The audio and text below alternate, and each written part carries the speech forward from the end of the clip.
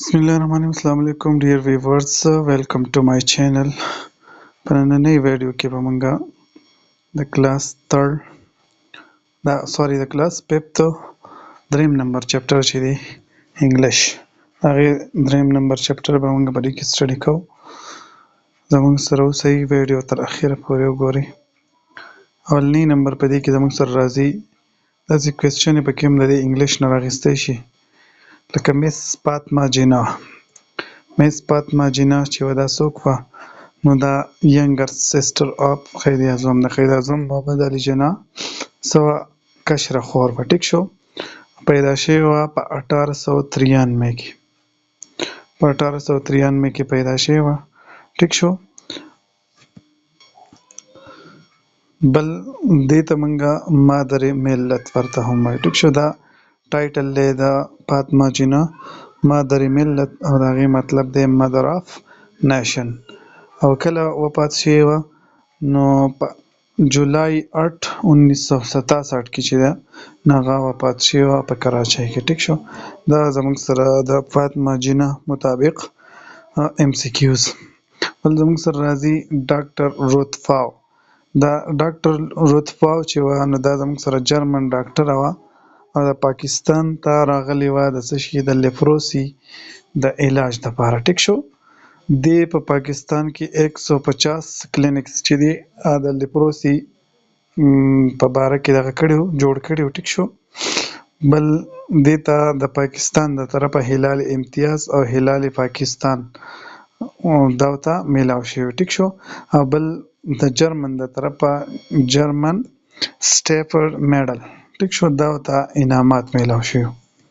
بل زموږ سره راځي سمینا خیال بیک. وایي دا زموږ سره فرست مسلم لیډي وه. فرست مسلم لیډي چې کوم ځای ته آل 7 سومټ ته دې کلیم کړی. ټیک شو. ختلې وه. ماونټ ایورسټ ته د پاکستان د طرفه پاکستان اولنۍ ومن وه چې ماونټ ایورسټ ته ختلې وه. ټیک شو. دا په 19 ستمبر 1990 کې پیدا شوې وه. ټیک شو. دا نور چې دی دا هم د دې په باره کې ډیټیل دی. ټیک شو. که ټول وایو نو ډېر ټایم رانه اخلي. بس زموږ سره راځي د ګریمر حصه. اولنی نمبر زموږ سره راځي واویل کین بی لانګ اینډ شارټ ساوند. واویل چې دی دا به زموږ سره یا لانګ ساوند یا به شارټ ساوند. نو لانګ ساوند واویل به کله چې کله واویل خپل held longer in pronunciation than a short vowel. ځان په شارټ خبره پوه کوي چې واویل کله خپل اواز ورکوي لکه ای د ای اواز ورکوي، ای د ای، آی د آی، او د او او یو د یو چې دی کله خپل اواز ورکوي نو په دغه ټایم کې به موږ دې ته وایو چې دا زموږ سره لانګ واویل دی. ټیک شو. څه دي؟ لانګ واویل چې کله دی زموږ سره خپل اواز نه ورکوو لکه ای چې دی یا د آی اواز ورکوو یا د وای اواز ورکوو یا د بل څه په دغه ټایم کې موږ وایو چې دا زموږ سره شارټ ساوند واویل دی.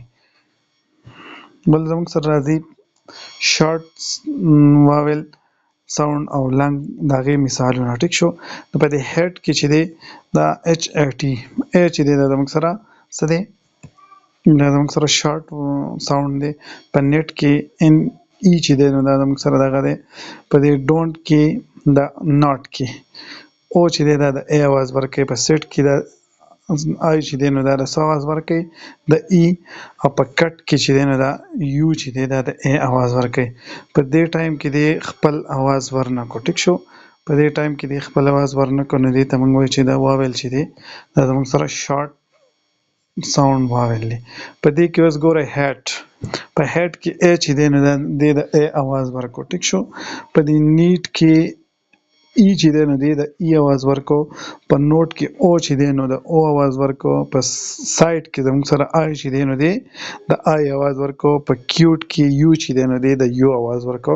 نو په دې ټایم کې موږ وایو چې دا زموږ سره واویل چې دی خپل اوازونه په خپله ورکړل نو دې ته موږ څه شی وایو؟ دې ته موږ لانګ واویل وایو. لانګ ساوند واویل ورته وایو. بل زموږ سره راځي ټرانزیشنل ډیوایس. ټرانزیشنل ډیوایسز آر یوز ټو کنیکټ.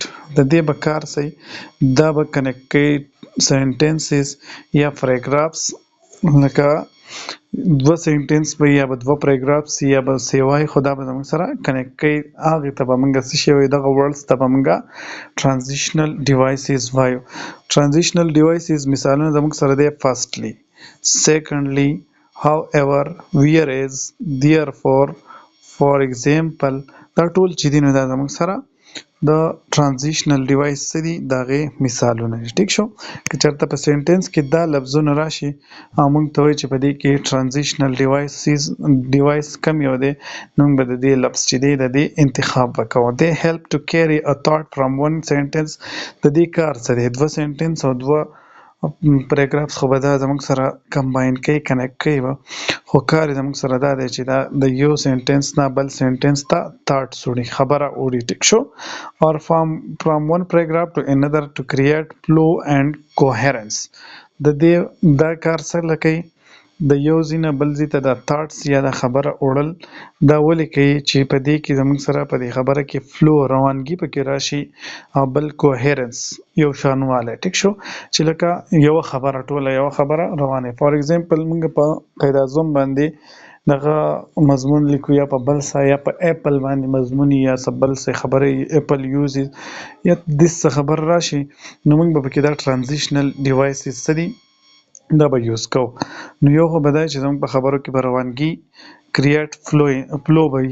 ټیک شو او بل چې دی کوهرنس ټولې خبرې چې دی هغه به د قاعده اعظم مطابق یا به د اپل مطابق یا د بل څه یا د بل څه. ټیک شو بل زموږ سره راځي ورډ مینینګ. ټیک شو د ورډ مینینګ په باره کې هم په ټیسټونو کې ډیر زیات تپوسونه کیږي. ټیک شو اولنی زموږ سره دی پراید موږ څه ته وایو فخر ته.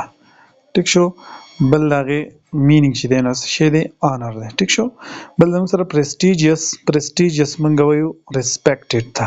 ټیک شو بل دی سیګنیفیکنټ موږ څه ته وایو امپورټنټ ته یا فایدې ته موږ وایو. ټیک شو او بل ماونټینیرینګ ماونټین کلایمبینګ. ټیک شو ماونټین یا غرونو ته ختلو ته موږ ماونټینیرینګ وایو. ټیک شو بل دی اچیومنټ موږ وایو سکسس یا کامیابی ته. ټیک شو دا زموږ سره ورډ مینینګ و د دې نه پکې هم کوېسچن راغیستی شي. ټیک شو بل زموږ سره راځي there are some noun that don't change their spelling to make their plural.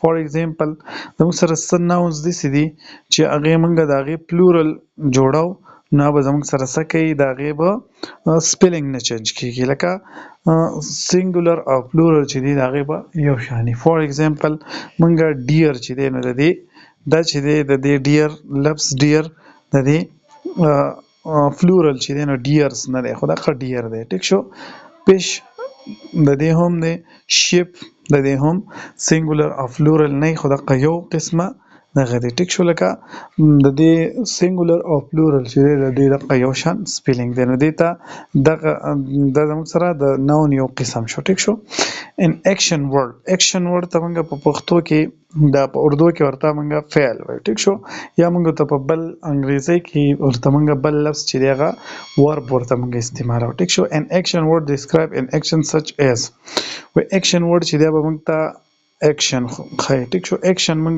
کار ته وایو. ټیک شو دا به موږ ته کار ښایي لکه سلیپ وده کېدل جمپ ټوپونه وهل ټاک خبرې کول رینګ سکل واکینګ یا واک څه چلنه ګرځېدل. ټیک شو نو دا ټول زموږ سره کارونه دي او دې کارونو ته موږ څه شی وایو په پارټس آف سپیچ کې ورته ایکشن ورډ یا ورب ورته وایو. بل زموږ سره راځي سپیچ ببل ایکسپریس ا کریکټر تھرو or what characters thoughts or word written inside.